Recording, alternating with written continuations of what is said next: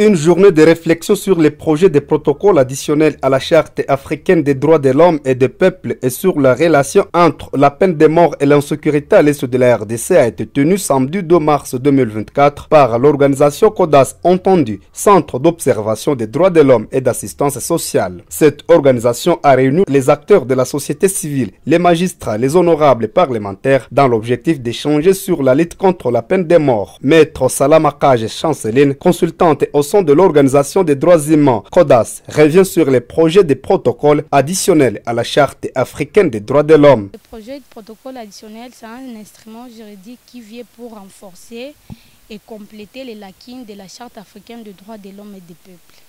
Pour les plaidoyers du droit à la vie qui est le droit fondamental pour la lutte contre la peine de mort, bien sûr.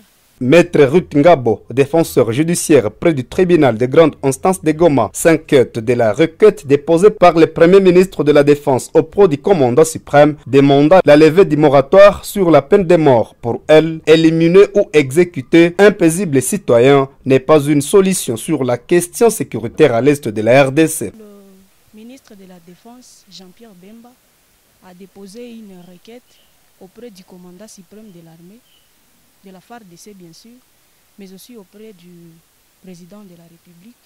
Mais aussi, il y a eu le ministère de la Justice et le ministre d'État qui ont approuvé qu'il y ait respect de ces requêtes et que le président de la République puisse réfléchir comment faire valoir ces requêtes. Est-ce qu'il n'y a pas des innocents qui vont aussi perdre la vie suite au lever de ces moratoires? Nous sommes en train de nous poser la question, est-ce que si on arrivait à exécuter tous les traîtres au sein de l'armée, ça va désintéresser les hommes 23 à l'est de la République? On ne sait pas. Est-ce que c'est vraiment une solution efficace pour pallier au banditisme ou pour rétablir la sécurité à l'est de la République démocratique du Congo? Donc à ces propos, nous sommes inquiets. Nous sommes inquiets vraiment suite à cette requête. Réaction divergente du côté des participants. Jean-Claude Bambanze, président de la société civile de Rutshuru, pense que toutes ces personnes impliquées dans l'insécurité en RDC doivent être exécutées.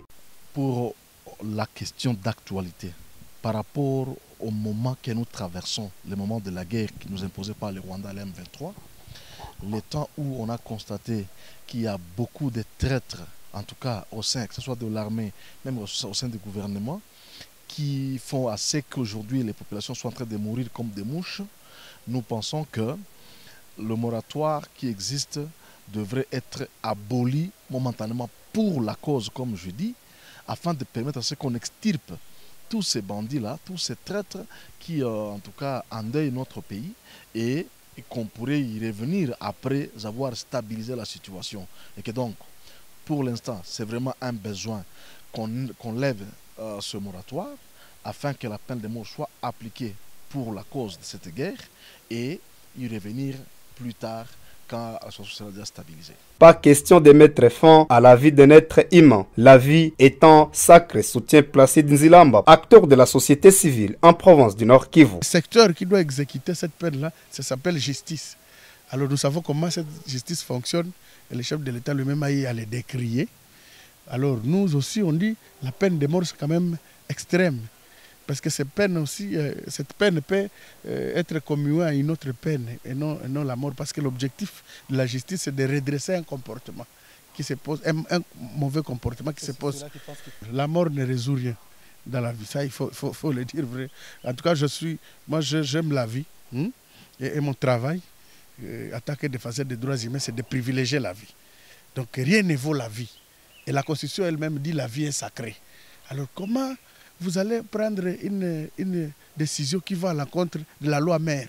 Parce que toutes les lois doivent rentrer dans ce qu'on appelle le bloc de la constitutionnalité.